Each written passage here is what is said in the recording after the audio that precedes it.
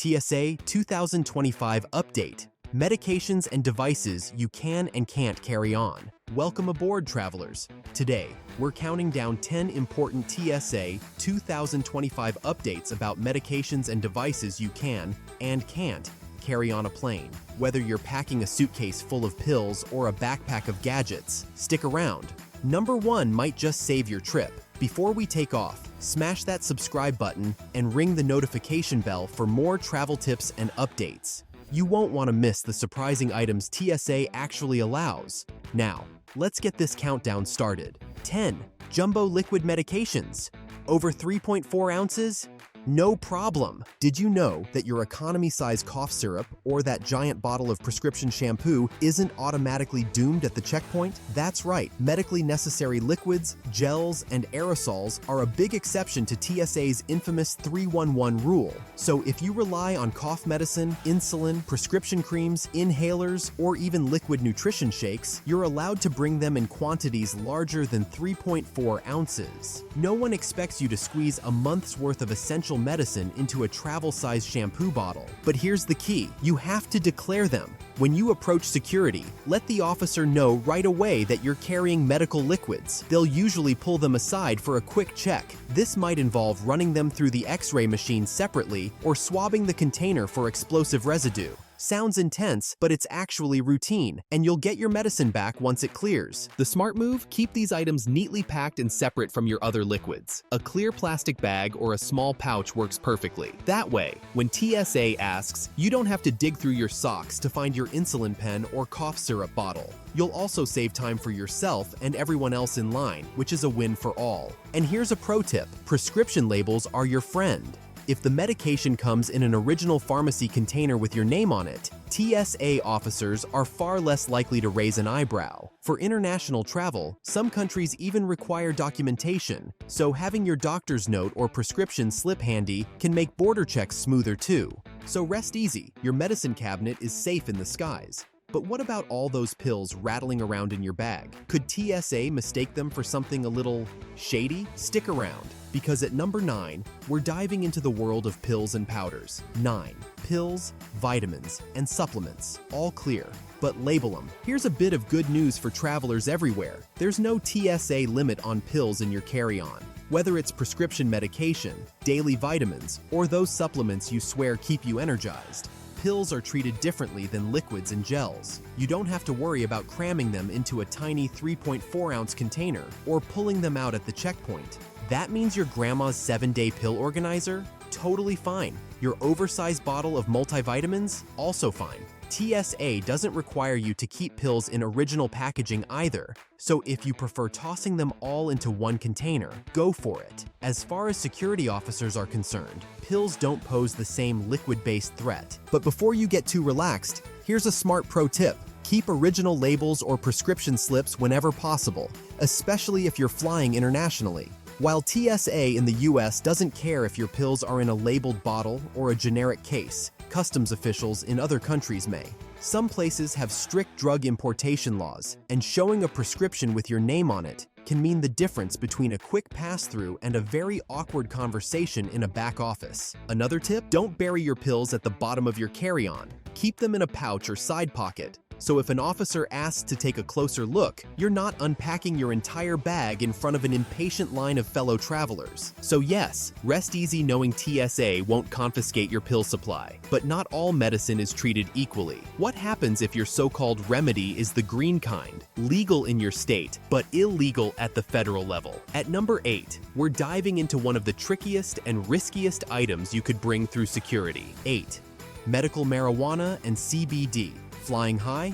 Not so fast. Okay, time for a reality check. Despite headlines and storefronts, marijuana is still illegal under federal law. Airports and airplanes fall under federal jurisdiction, which means even if your state gave you a medical card or your hometown dispensary gave you a complimentary brownie, that card won't protect you at the TSA checkpoint. TSA agents aren't out on a daily manhunt for pot, but if they discover it during screening, yes, they will. They'll refer the matter to local law enforcement. That can lead to fines fines, confiscation, or worse, depending on where you are. Not exactly the souvenir story you were hoping to tell. Now, CBD gets more complicated, but also more forgiving. Hemp-derived CBD products containing less than 0.3% THC, the federal threshold, are allowed in carry-ons and checked bags. Think tinctures, lotions, or gummy samples that meet that low THC standard. Important caveat: labeling matters. If the product is unlabeled, homemade, or lists THC content above 0.3%, expect trouble. Also keep in mind international travel. Many countries treat CBD like straight-up illegal drugs, so what's fine in the US could be a criminal offense abroad. And then there's the stealthy stuff. THC vape cartridges, full-spectrum oils, or edibles are still a big no-no. Those will get seized and could trigger police involvement. Don't risk it. Pro tips: if you must travel with CBD, keep it in original packaging with clear labeling, and double-check both your airline's rules and the laws of any state or country you'll pass through. And whatever you do, don't try to hide it in your socks or grandma's knitting. False economy. From green medicine to gadgets that promise safety, what about pepper spray or a stun gun? Could you slip one through security? The answer might shock you, and we'll reveal it at number 7. 7. Self-defense devices. Shocking no-nos in your carry-on. Stun guns, tasers, pepper spray, and yes, even those novelty cat ear keychains that secretly double as pointy little weapons are a hard stop at the security line. If it's designed to injure, incapacitate, or spray someone, TSA treats it like a serious safety risk. No boarding passes allowed. That means you can't bring them in your carry-on, end of story. Now, there are a few narrow exceptions for checked luggage, but they come with caveats. Certain types of pepper spray may be permitted in checked bags only if they meet strict airline rules about size, safety caps, and how they're packed. Most stun devices, tasers, and any projectile-launching gadgets are flatly banned from checked bags too. So don't think, "I'll just put it in my suitcase," unless you've triple-checked the airline policy and feel like reading a small print novel. Why such strictness? Imagine a crowded cabin at 35,000 feet. There's nowhere safe to use a weapon, and a mishap could turn catastrophic. TSA prefers to prevent the possibility rather than deal with the fallout. Also, airport staff don't want to play ref in an argument where someone decides to test their stun gun on a fellow passenger. Drama avoided, rules enforced. Here's a practical tip. If you're worried about personal safety, consider non-violent alternatives that are travel-friendly. Think personal alarms, doorstop alarms for hotel rooms, or travel-sized whistles. They're legal, effective at drawing attention, and won't get you ejected from the terminal. So yeah, leave the defensive gadgets at home or in the trunk. Don't be that person whose novel keychain causes a scene and ruins everyone's travel day. That's the lowdown on weapons. But what about the devices that literally keep you alive? Insulin pumps, pacemakers, and other medical gear. Cyborg travelers, buckle up. Number 6 has everything you need to know. 6. Body-worn medical devices. Cyborgs are welcome. Pacemakers, insulin pumps, cochlear implants. If you rely on one of these life-sustaining devices, here's the good news. TSA absolutely allows them. In fact, you should never remove them at security. Your health comes first, and officers are trained to handle these situations with care. All you need to do is inform the officer before screening, and they'll either perform a gentle pat-down or use swabs to test the device for traces of explosives. TSA even offers something called a discreet notification card, a small card you can hand to an officer that says you have a medical device, so you don't have to announce it loudly in front of 100 impatient passengers. It's a small step that makes the process smoother and a lot less stressful. Now, let's talk batteries. Many of these devices, especially portable ones like insulin pumps or neurostimulators, rely on lithium batteries. TSA rules say lithium batteries should always stay in your carry-on, not your checked baggage. Why? They're safer in the cabin where crew can respond quickly in the rare event of overheating. Tossing them in checked bags increases the risk without anyone noticing. And what about implants, like pacemakers, artificial joints, or surgical metal plates? Yes, they'll almost always set off the metal detectors. Don't panic. Simply explain to the officer that you have an implant and be prepared for a brief pat-down. It's routine, and once the check is done, you'll be on your way. The bottom line, your medical devices are safe to fly with, and TSA knows how to screen them without compromising your health. Of course, those are the smaller gadgets, but what happens when you need the big, clunky machines, like CPAPs or nebulizers? Take a deep breath, because at number 5, we're breaking it down.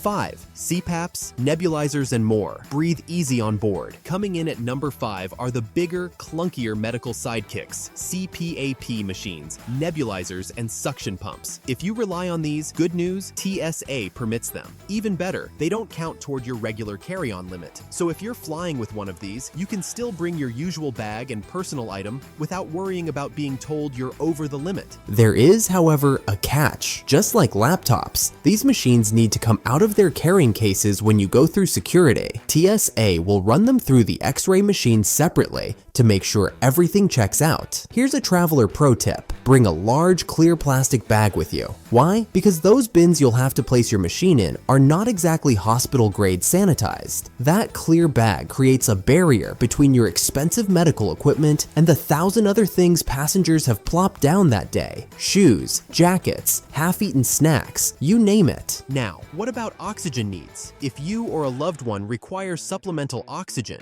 portable oxygen concentrators, POCs, are allowed in the cabin as long as they're FAA approved. Airlines even publish lists of approved models. These concentrators are battery operated and safe for in-flight use. But here's the important distinction. Oxygen tanks or cylinders, the heavy, pressurized kind, are not allowed in either carry-on or checked bags. That's because of the fire and explosion risk. So if you need oxygen, always plan with a concentrator, not a tank. The bottom line, TSA makes accommodations for medical gear, but you'll save yourself time and stress by packing smart and protecting your devices. And since we just mentioned oxygen tanks, let's get into the nitty-gritty of hazardous medical items you cannot bring. At number 4, it's time to talk about restrictions that could literally ground your trip before it even begins. 4. Oxygen tanks and mercury thermometers. Hazardous medical items. Nope. Number 4 is where we get into the tricky and sometimes frustrating territory of hazardous medical items. Let's start with one of the most misunderstood, oxygen tanks. Whether compressed or liquid, oxygen tanks are strictly prohibited on planes. It's not about being unfair, it's about safety. Pressurized tanks pose an explosion risk. And the last thing anyone wants at 35,000 feet is a potential fire hazard in the cargo hold or cabin. So what's the solution? Airlines and TSA make an exception for portable oxygen concentrators, POCs. These are compact battery-powered devices that pull oxygen from the air around you, filter it, and provide a steady flow. They're FAA approved, safe for in-flight use, and often available for rent through medical suppliers if you don't own one. Airlines even maintain lists of approved concentrator models, so always check ahead before you fly. Now, let's switch gears to something smaller, but just as banned, mercury thermometers. Old-school glass thermometers that use mercury are a big no-no in air travel. Why? Mercury is toxic, and worse, it can corrode aluminum, the metal airplanes are made of. A mercury spill in the cabin or baggage hold could be disastrous, which is why TSA prohibits them entirely. The good news is, there are plenty of alternatives. Digital thermometers, alcohol-based thermometers, or mercury-free versions are all allowed and widely available. So if you're still rocking that vintage glass thermometer, it's time to retire it from your travel kit. The takeaway: some medical items aren't just inconvenient at checkpoints, they're dangerous for everyone on board. Stick to approved alternatives, and you'll save yourself stress, delays, and potentially hundreds of dollars in lost gear. Enough with the scary, hazardous stuff. Let's roll forward into something friendlier: mobility aids. At number 3, we'll talk about canes, walkers, and wheelchairs, and how TSA actually works with you to keep your journey smooth. 3. Mobility aids. Rolling through security. At number 3, let's talk about something many travelers rely on every single day: mobility aids. Whether it's a wheelchair, scooter, walker, or cane, the good news is TSA does not confiscate them. You won't be told to leave it behind at the checkpoint. These devices are essential for daily life, and TSA rules are designed to accommodate that. Here's how it works. Mobility aids are allowed through security, but they will be inspected. Expect officers to visually check the device and, in many cases, swab it for traces of explosives. It's not personal. It's just standard procedure. If you'd rather keep the process more private, you can always request a private screening room. TSA agents are trained to handle these requests respectfully. Now, for travelers using electric wheelchairs or mobility scooters, there's an extra step. Because these devices run on batteries, often lithium or gel cell batteries, they require additional checks. Airlines and TSA want to make sure the battery is safe for transport, especially since lithium batteries can pose a fire risk. Don't worry though, electric wheelchairs are absolutely permitted. Most airlines will gate check them, which means you'll ride the chair right up to the plane door, and then staff will load it into the cargo hold. When you land, your wheelchair or scooter will be waiting for you at the gate, ready to roll. If you use a cane or walker, the process is simpler. They'll be x-rayed or hand inspected, but you'll keep them with you the entire time. No one is taking away your support while you're trying to get through a crowded airport. So rest easy. TSA and airlines work to keep mobility aids accessible, not burdensome. But what about something less medical and more recreational? Your nicotine lifeline. Are vapes and e-cigarettes allowed, or are they destined for confiscation? Let's clear the air at number 2. 2. E-cigarettes and vapes, allowed but grounded. Yes, you can carry vapes and e-cigarettes, but only in your carry-on, never in checked bags. Lithium batteries make them too risky for cargo holds. You can bring vape juice under 3.4 ounces, but no vaping on board. Trying to sneak a puff in the lav? That's a quick way to earn fines and a possible ban from flying. And now for the number 1 rule. It could make or break your flight if you rely on electronics. Ready? Let's power on.